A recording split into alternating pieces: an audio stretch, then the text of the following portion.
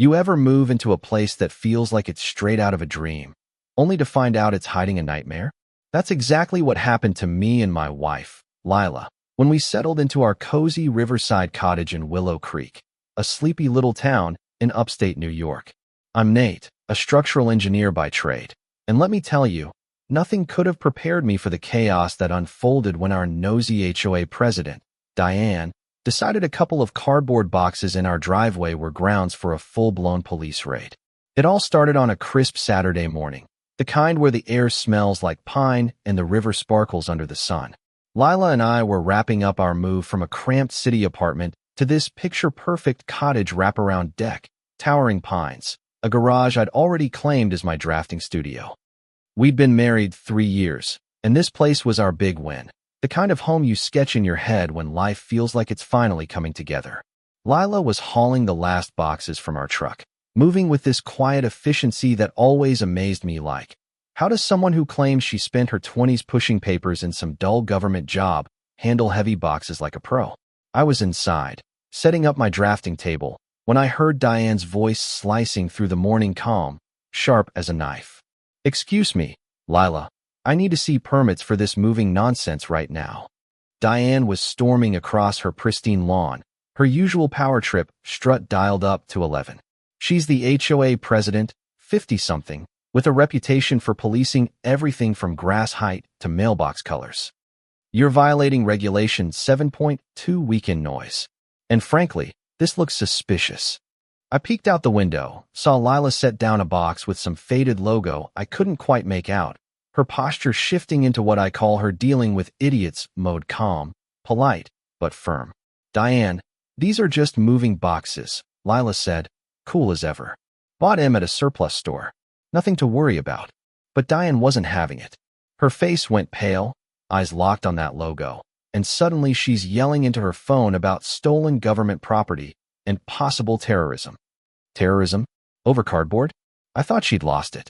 I rushed outside, ready to laugh this off as another HOA tantrum. But then a police cruiser screeched up, and Officer Daniels stepped out, hand on his holster, looking way too serious for a neighborhood spat. I figured he'd see Diane's meltdown, roll his eyes, and leave. Instead, he zeroed in on that same logo on Lila's boxes, his face tightening like he'd just seen a ghost. "Ma'am, step away from those containers," he said, voice low, controlled, but with an edge that made my stomach twist. "I need your ID. Now." Lila handed over her license, still calm, but Daniel's reaction wasn't what I expected. He stared at it like it was written in code, his voice dropping. "This says Lila Grayson, correct? How long you been at this address?" Routine question, sure, but the way he asked it like he was confirming something he didn't want to believe sent a chill down my spine. Diane, meanwhile, was practically dancing with glee, thinking she'd caught us in some grand conspiracy. But Daniels wasn't playing her game. He stepped back, radioed dispatch, and said something that froze me. "Control, I need a priority status check. Possible phantom asset." Phantom asset? What the hell did that mean? Diane's smug grin faltered, and Lila just nodded, like she'd been waiting for this moment her whole life. That's when I realized those boxes weren't just surplus junk. They were a signal, a warning, and our quiet new life was about to unravel. 3 months earlier, Lila and I had been house hunting, dreaming of a place to call our own. This cottage was at everything I'd ever sketched in my engineer's brain, down to the cedar deck overlooking the river. Lila had been quieter than usual during the search, often staring out at the water with this far-off look I'd learned not to push. She's always been private about her past, and I respected that. I figured some people just don't like digging up old memories. What mattered was our future, building something real here. But that morning, as Diane's accusations spiraled and Daniel's radio crackled with urgency, I started replaying the little things about Lila I'd brushed off. The way she never slept deeply, always half alert. How she could back a truck into a tight spot like it was nothing. The fact she dodged every photo I tried to post online, always with some excuse about not being photogenic. I'd chalked it up to quirks, but now they felt like clues to a puzzle I didn't know I was solving. Daniels was still on his radio, talking in codes I couldn't follow, his face pale as he glanced from Lila's ID to the boxes. "Control, I need a supervisor out here, stat," he said, then looked at Lila with something like awe mixed with fear. Ma'am, how is someone who's been dead for 8 years standing here with a valid driver's license? Dead? My heart stopped. Diane's jaw dropped, but she recovered fast, launching into a fresh rant about how she'd always known we were trouble. I wanted to laugh at the absurdity, but Lila's expression, calm, almost resigned, told me this wasn't a mistake. There's got to be some mix-up in your system, she said, but her voice had this weight, like she was reciting lines she'd rehearsed 1,000 times. While Daniels retreated to his cruiser for more calls, I pulled out my phone and started digging into Diane. If she was going to turn our lives upside down over some boxes, I wanted to know who we were dealing with. What I found made my skin crawl. Diane had been HOA president for 6 years, and in that time, she'd driven out 9 families with petty violations, all of them tied to government or military work. Every time, their homes were snapped up by a shady outfit called Riverfront Properties, registered to a P.O. box 2 counties over. Digging deeper, I found a local article about Diane moving here from out of state, claiming a vague government admin background. She'd lived in 5 states in 10 years, always for work. For someone obsessed with neighborhood stability, she sure moved around a lot. Something wasn't adding up. That's when a black SUV rolled up, and out stepped a guy who looked like he'd walked off a spy movie set mid-40s, sharp suit, eyes scanning the street like he was casing it. "I'm Agent Brooks," he said, striding to our porch. "We need to talk about 2016 and why Diane Marshall knows your wife's still alive." Lila's face went white, and for the first time since I'd known her, she looked shaken. "That's impossible," she whispered. "Elena Rostov died in Berlin." Brooks shook his head. "Elena didn't die. She went dark, reinvented herself as Diane, and she's been hunting Viper Strike operatives ever since. People like you, Lila." He pulled out a tablet, showed us grainy footage of a drone landing in someone's yard. This was taken at a retired operative's home in Oregon. 12 hours later, the house was ashes. "Gas leak," they said. "Except we intercepted another drone headed here, and its payload wasn't cardboard." Lila's past came crashing into focus. She wasn't just some ex-bureaucrat. She'd been part of Viper Strike, a covert program that hunted down leaks in U.S. intelligence. When it ended, everyone involved was killed off in staged accidents to protect them from retaliation. Lila's death was a car crash 8 years ago, but Elena Diane had survived, and she'd been tracking her old team ever since, using her HOA gig to target anyone who might blow her cover. Our cottage? It used to belong to Lila's team leader, Jack Ramsey, another dead operative. Diane had moved in next door, posing as his widow, using fake marriage papers to collect benefits and bait others like Lila. "Lila, she didn't just stumble on you," Brooks said, his voice grim. "This house is a trap. She's been watching it for years, knowing someone from Viper Strike would show up." Then he dropped the real bomb. "I know, because I'm Jack Ramsey." My jaw hit the floor. Lila looked like she'd been punched. Jack wasn't dead.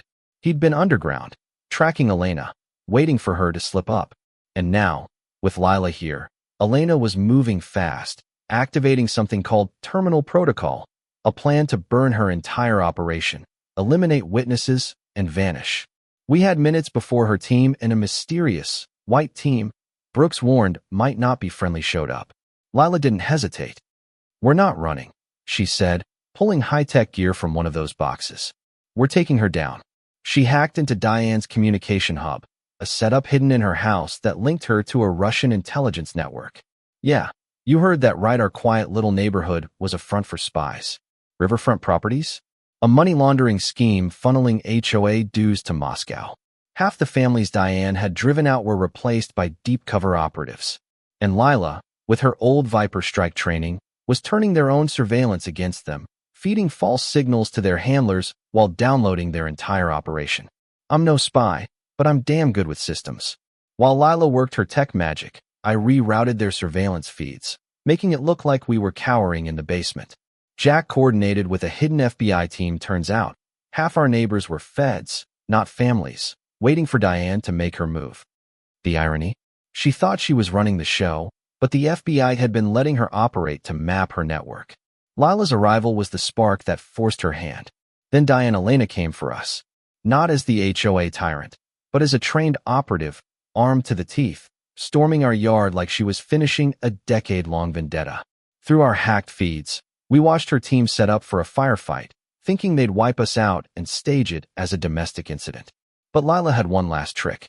She flipped on every screen in Diane's house, broadcasting her own files, financial records, handler contacts, safe house locations straight to Moscow and U.S. agencies. "You're done, Elena," Lila said through the feed, her voice cold.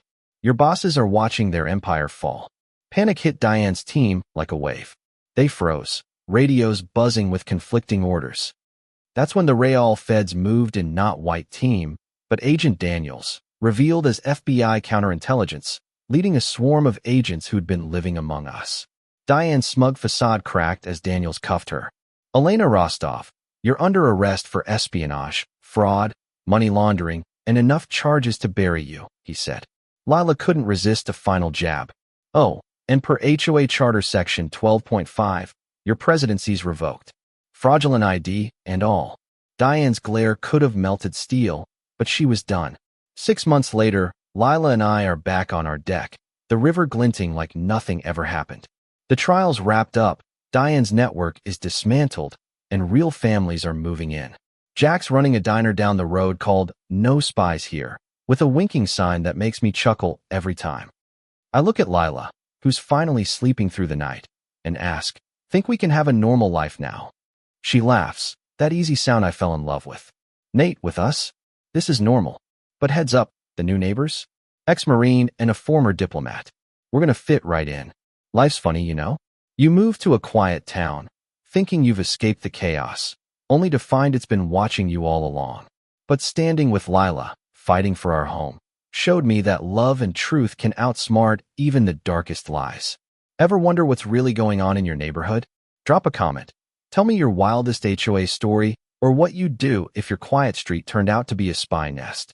Hit that like button if you think trust beats deception, and subscribe for more stories where ordinary lives get extraordinary twists.